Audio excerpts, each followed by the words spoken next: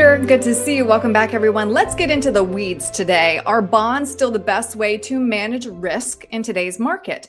For decades, bonds have been the go-to investment for balancing risk in a portfolio, but with inflation still high and interest rates potentially moving higher, many investors are wondering if traditional bonds are still the best option. And Peter, I think a lot of us are familiar, we've been told decades that stocks are for growth, bonds are for stability. What's changed? Well, I think that we have seen more volatility that correlates with the stock market in the bond market. So that thought that they offered more stability or stability against losses at all has really been called into question, because we have seen several times over the last 20, 25 years that they have not. During the dot-com bubble, during the Great Recession, during 2022, when interest rates were rising all year, we saw bonds, specifically bonds, bond funds, the fixed income side of the portfolio take a hit, and 2022 was like the worst year on record for bonds and fixed income. So it really, along with the fact that they have not offered the stability that sort of had been expected, the fact that alternatives are showing that they can offer some of that stability and maybe give us a little bit more upside potential, I think is really where we say, are bonds the go-to for that stability component like they once were? I think they still play a part in a portfolio, but maybe not the 60-40 mix that we once thought, the majority of the portfolio would move to.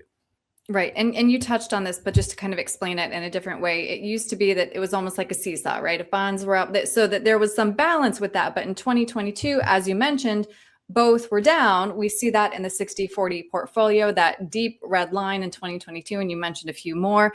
So explain what was happening, again, that took so many investors by surprise, and again, a big financial hit too.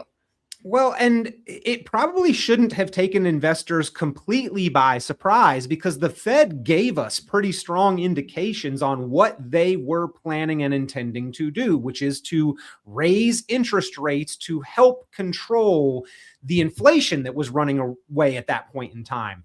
And in a rising interest rate environment, bonds and fixed income generally lose value. That part is like a teeter-totter or a seesaw.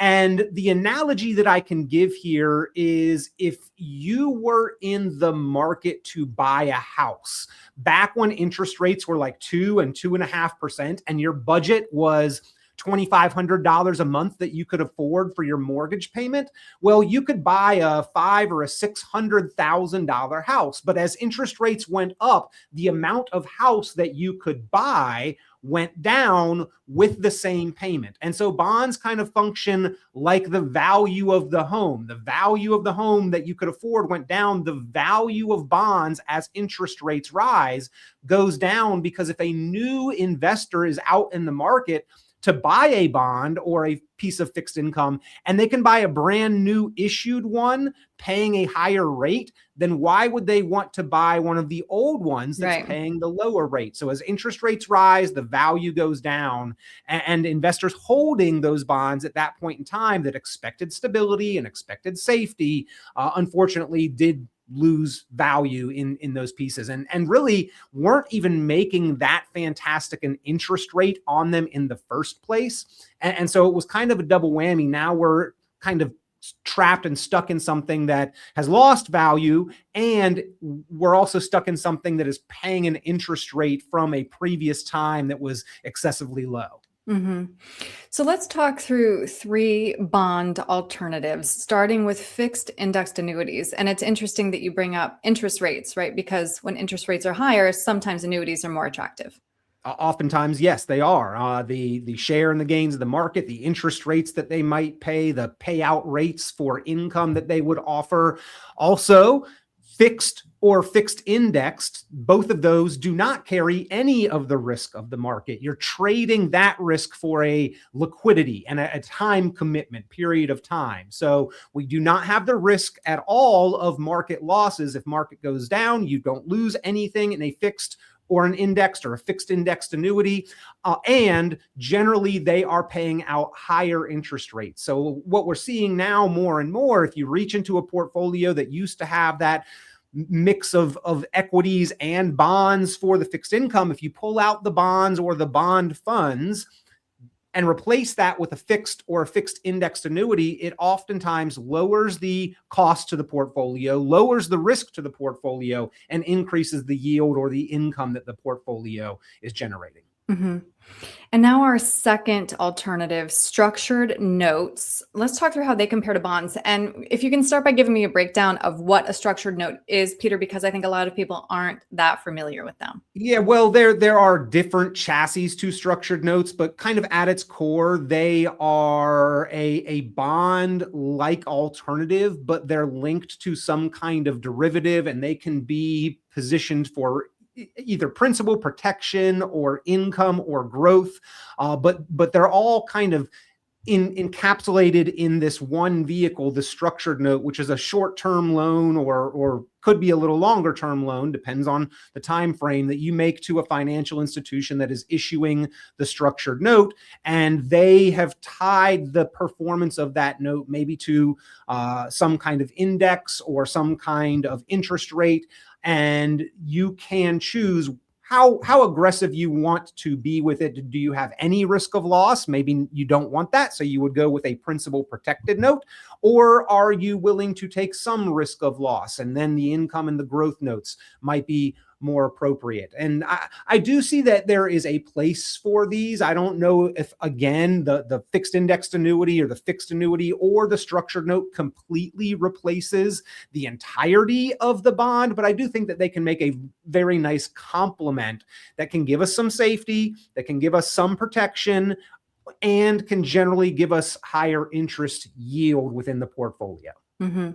And then next we have buffered ETFs. And can we again start by just a quick explainer as to what a buffered ETF is? Yeah. Again, you've got some options that are being placed on top of an index, and that is what constitutes the ETF. And essentially, we are limiting some of our upside, but also giving us a bit of protection on the downside. So, for instance, maybe we can make all of the gains of the index that we're linking to up to a certain point, but we give up the gains above that certain point.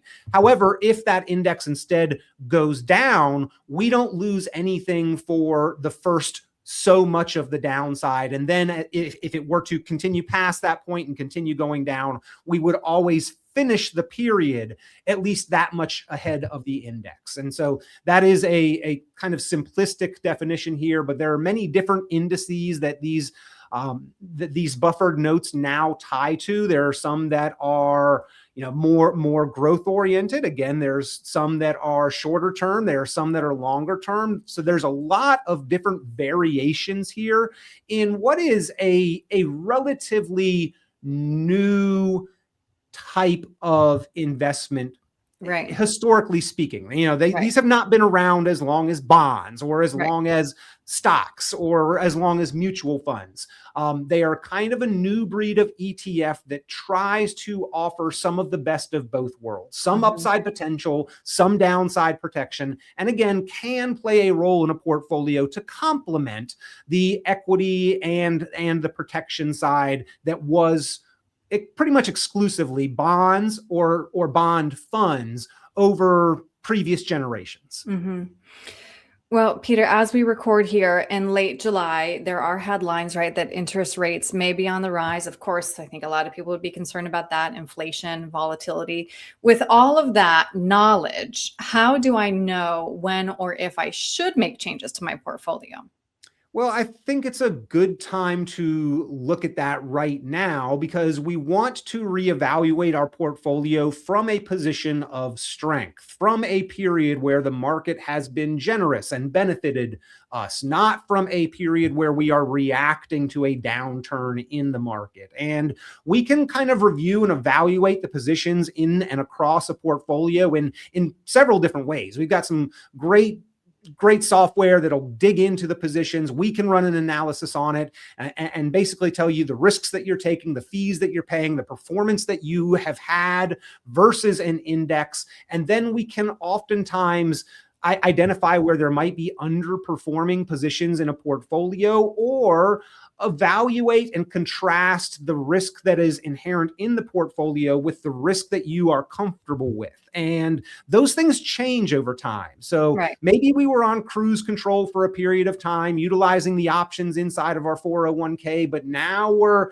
bringing it down to our destination where we've gotten off the highway, which is sort of easy running and rolling. And we can't so much just do autopilot cruise control with lane assist once we get on those city streets and really bring it home to our destination. We've got to be a little bit more hands-on with that. And so it does become more important to run those kind of portfolio reviews the closer to retirement you get.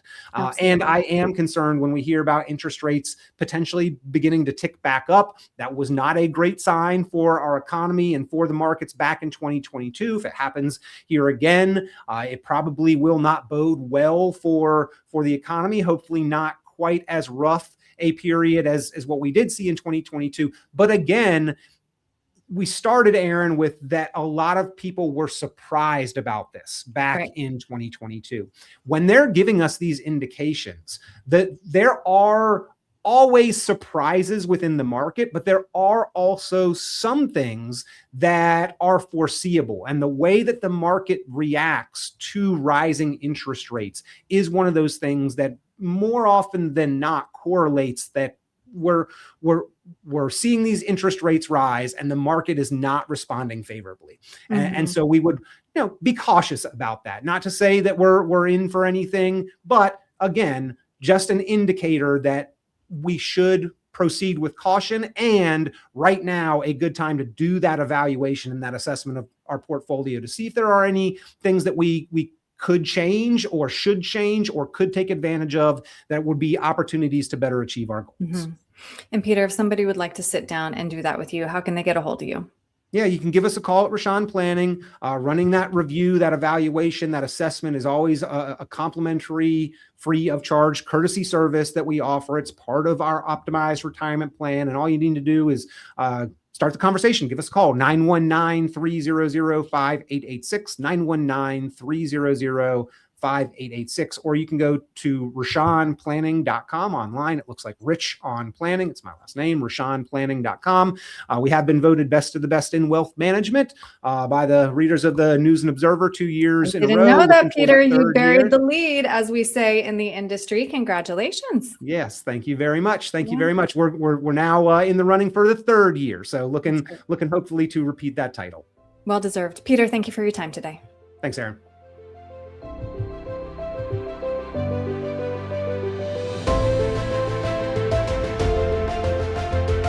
Hey folks, Peter Richon here with Richon Planning. So glad that you are enjoying the podcast, Planning Matters Radio. One of the tools that we've put out there that people really seem to appreciate and really are finding of value is at 919retired.com. It is your retirement tax bill calculator.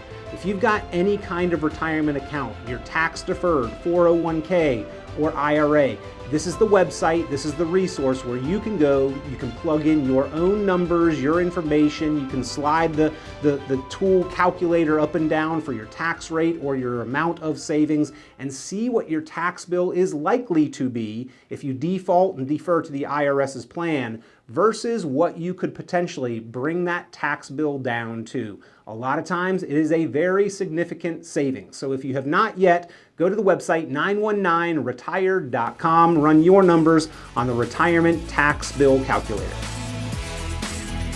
This has been Planning Matters Radio.